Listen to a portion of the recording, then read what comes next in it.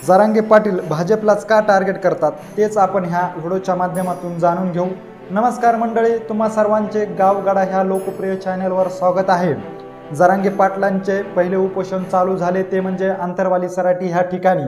आंतरवाली सराटी ह्या ठिकाणी उपोषण चालू असताना पोलिसांकडून लाठीचार्ज व गोळीबार करण्यात आला। ह्यावेळेस ह्या ठिकाणी अनेक माता मावल्या देखील जखमी झाल्या। त्यानंतर हा गोळीबार आणि लाठीचार्ज हा गृहमंत्री असलेले देवेंद्र फडणवीस यांच्या सांगण्यावरूनच झाल्याचे मनोज जरांगे पाटील यांनी माध्यमांशी बोलताना सांगितले आणि त्या दिवसापासूनच जरांगे पाटलांच्या टार्गेटवर देवेंद्र फडणवीस राहिले। त्यानंतर अनेक वेळा भाजप व महायुतीतील काही नेत्यांनी मनोज जरांगे पाटील यांच्याशी शाब्दिक वाद देखील झाल्याचे पाहण्यास मिळाले।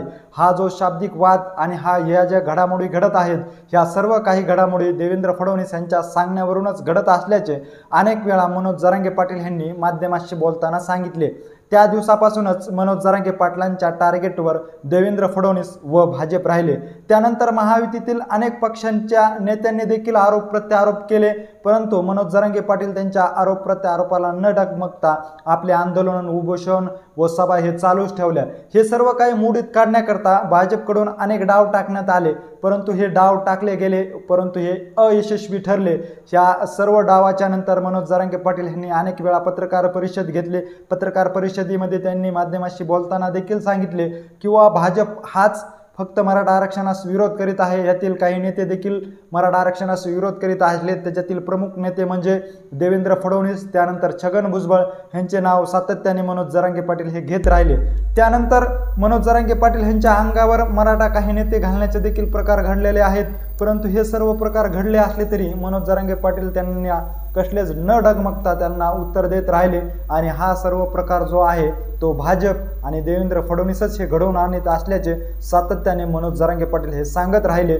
त्यामुळे मनोज जरांगे पाटील यांच्या टार्गेटवर भाजप आणि राज्याचे गृहमंत्री तसेच उपमुख्यमंत्री असलेले देवेंद्र फडणवीस हे कायम राहिल्याचे पाहण्यास मिळाले आहेत। ह्या टार्गेटवर राहिल्यामुळे लोकसभेमध्ये ह्याचा देखील फटका देखील खूप मोठ्या प्रमाणावर बसलेला आहे आणि आज देखील जर पाहिलं तर जरांगे पाटील यांच्या टार्गेटवर भाजप आणि देवेंद्र फडणवीसच हे आहेत। येत्या विधानसभेमध्ये मराठा आरक्षणाचा मुद्दा जर निकाली नाही काढला तर लोकसभेप्रमाणेच विधानसभेमध्ये देखील महायुती आणि भाजपला खूप मोठा फटका बसू शकतो, असं देखील चित्र आज घडीला पाहण्यास मिळत आहे। एकंदरीत ह्या सर्व घडामोडीविषयी नेमकं तुम्हाला काय वाटतंय हे आम्हाला आमच्या कमेंट बॉक्समध्ये नक्की कळवा। व्हिडिओ जर आवडला असेल तर जास्तीत जास्त शेअर करा। धन्यवाद।